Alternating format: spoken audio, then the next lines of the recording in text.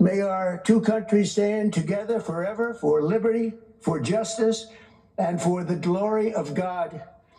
Ladies and gentlemen, I offer a toast to 250 years of American freedom, and very importantly, to a great man, His Majesty King Charles III. Thank you very much.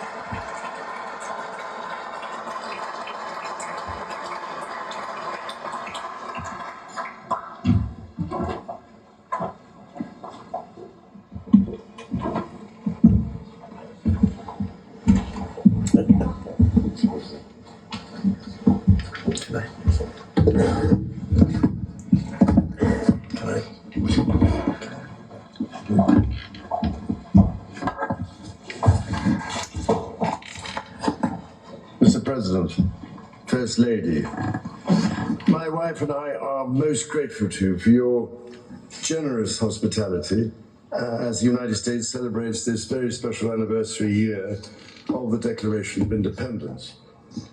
And may I also just start by paying tribute to your own courage and steadfastness, as well as to your security services, for their swift actions on Saturday evening in preventing further injury. My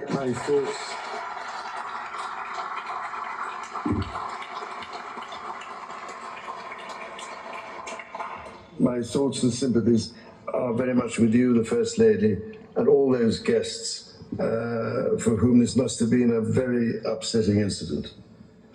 As the words of that famous anthem remind us, this is the land of the free and home of the brave, as your own response demonstrates.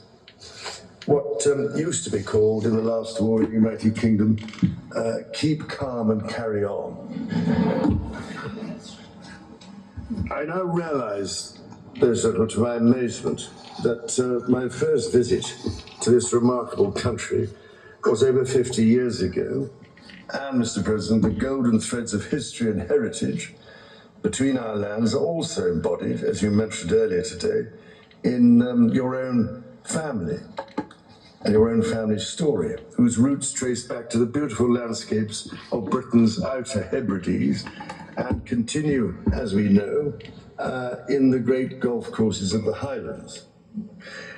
I can only imagine the immense pride with which your own dear mother, indeed both your parents, must be looking down on the great office to which you have been elected for a historic second term.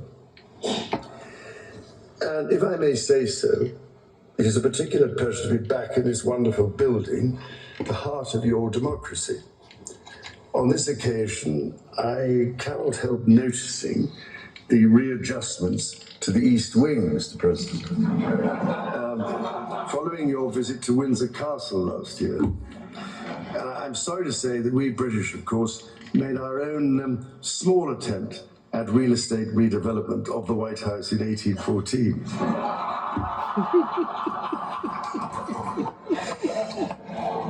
Anyway, I am so glad we have an important opportunity at this critical time to renew those bonds of history and friendship between our nations and our peoples. 2.5 centuries ago, the United States of America was founded through an audacious and visionary act of self-determination.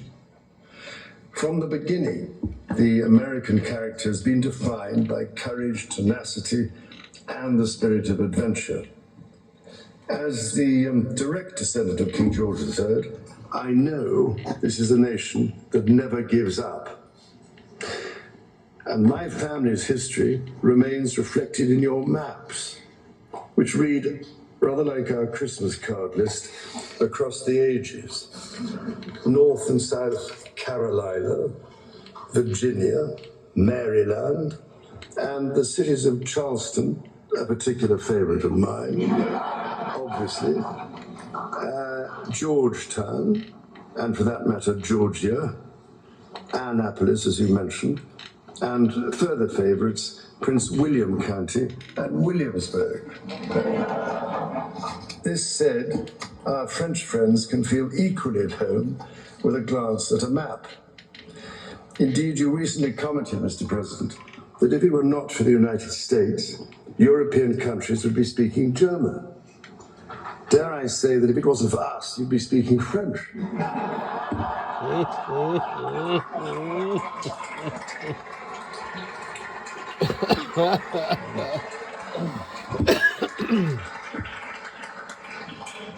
Of course, we both love our French cousins greatly, and we three states are not only bound by our shared values, but by a profound belief that together we are more than the sum of our parts.